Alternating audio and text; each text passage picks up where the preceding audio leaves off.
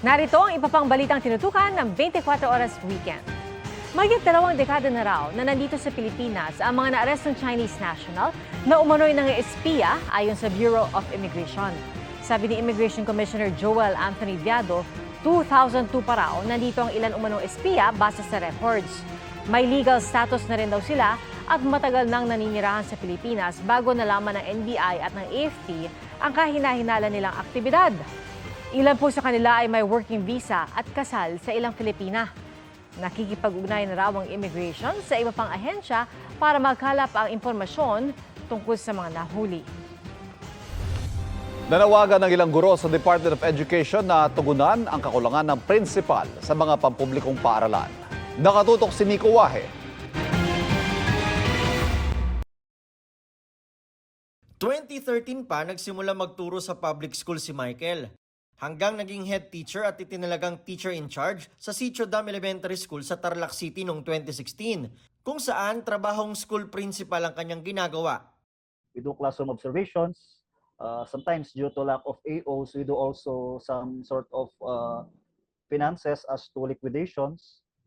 And attended training, same with the full-fledged principals. Para maging principal, karaniwang kumukuha ng National Qualifying Examination for School Heads o NCESH. Hindi nakapasa rito si Teacher Michael nang mag-take noong 2018 at 2022. Pero binigyan pa rin daw siya ng paaralang i-handle dahil sa kakulangan din ng full-fledged principal. 2022, after the pandemic, doon lang sila nag-release ulit. Pero this time, ano lang siya, parang limited slots lang. Kaya ngayon, nagre-review raw siya ulit para sakaling may chance ang mag-NCESH ay handa siya. Sa inilabas na pag-aaral ng 2nd Congressional Commission on Education o EDCOM-2, sa mahigit 45,000 DepEd schools, lagpas 20,000 lang ang may principal. Sa halos 25,000 schools na walang principal, mga head teacher, teacher in charge o officer in charge ang namumuno. Dahil sa kakulangan, balak ng DepEd na ipatupad ang 1:1 principal to school policy. Ibig sabihin, anumang paaralan, gaano man kalaki, dapat may principal. Tinitingnan din daw nila kung saang rehiyon may sobrang principal. May iba kasing gaya ni Teacher Dennis mula sa Schools Division Office ng Dagupan na pumasa sa NCESH pero wala pa ring hinahandle na paaralan. Kulang kasi wala pang item at hindi pa ito na-open. Kaya isa yun sa mga concerns namin. Normally, kapag may na-promote na mga current principals into higher positions, or kung may mga, let's say, nag-retire ng maaga, that's the only time that we can apply for that position once it is open by our division office. Ang panawagan sa DepEd ng mga gaya ni Teacher Michael na head teacher pero tumatayong principal, maging prioridad sila sa promotion o reclassification. Kadalasan daw kasing sila ang nadi-displace kapag may principal nang inassign sa hinawakan nilang paaralan. Sinusubukan pa naming kunin ang panig ng DepEd. Para sa GMA Integrated News, Nico Wahe, nakatutok, 24 oras. Dinakip sa Maynila ang isang senior citizen na nanggahasa umano sa stepdaughter na menor de edad at nagbanta pa raw sa kanyang pamilya. Todo tanggi sa paratang ang suspect. Nakatutok si Bea Pinlac. Ina-arresto ko namin sa bisa ng warrant of arrest sa kasong statutory rape. Tahimik at hindi na pumalag ang senior citizen na ito nang arestuhin siya sa Maynila kahapon dahil sa paulit-ulit umanong panggagahasa sa nooy 11 anyos lamang niyang stepdaughter. Ayon sa pulisya, tumagal ng 3 taon ang krimen.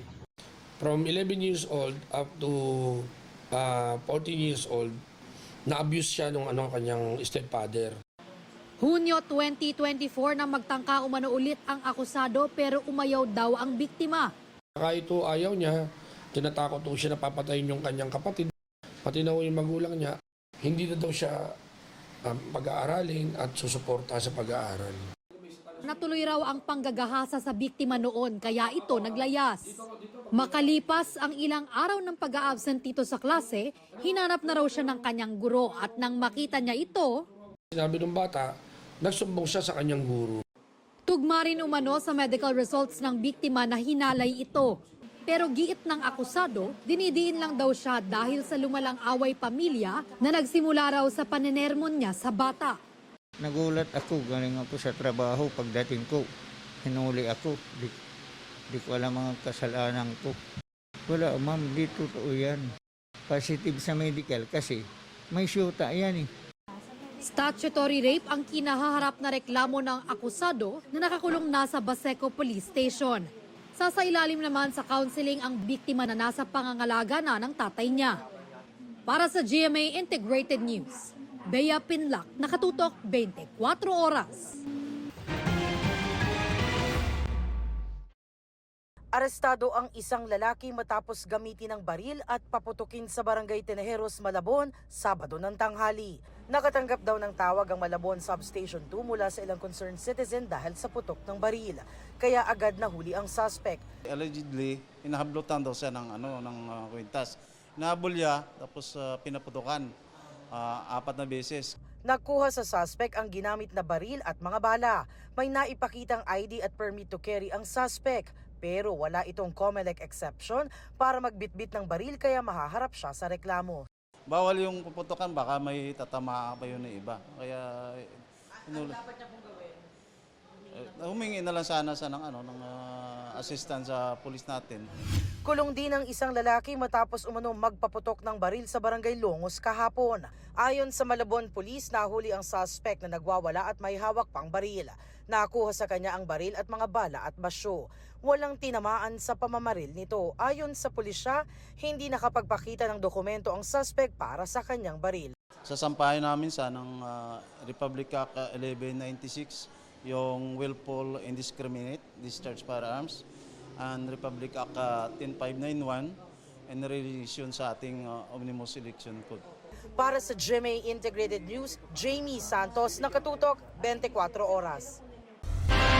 Nabalot ng makapal na hamog ang ilang lugar sa Kasiguran, Aurora ngayong unang linggo ng Pebrero. Dahil sa hamog, halos hindi na maaninag ang mga bahay at puno sa lugar.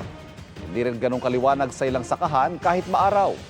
Tumagal ng halos 2 oras ang hamog na nagsimula kaninang bandang alas 6 hanggang alas 8 ng umaga. Mga kapuso, ihanda po ang payong dahil posibleng ulanin ang ilang lugar sa bansa bukas. Batay sa rainfall forecast ng Metro Weather, umaga pa lang posible na ang pagulan sa Northern Luzon. Kasama dyan ang ilang bahagi ng Ilocos Region, Cordillera, Cagayan at Isabela. Sa gabi naman uulan sa Quezon Province, Mindoro at Palawan. Makararanas din ang pagulan bukas sa ilang lugar sa Northern Mindanao, Caraga Region at Zamboanga Peninsula. Posible rin ang mga pagulan sa Metro Manila. Ayon sa Pag-asa, easterlies ang umiiral sa Metro Manila, Mindanao at ilan pang bahagi ng bansa. Habang amihan naman ang nagpapaulan sa malaking bahagi ng Luzon.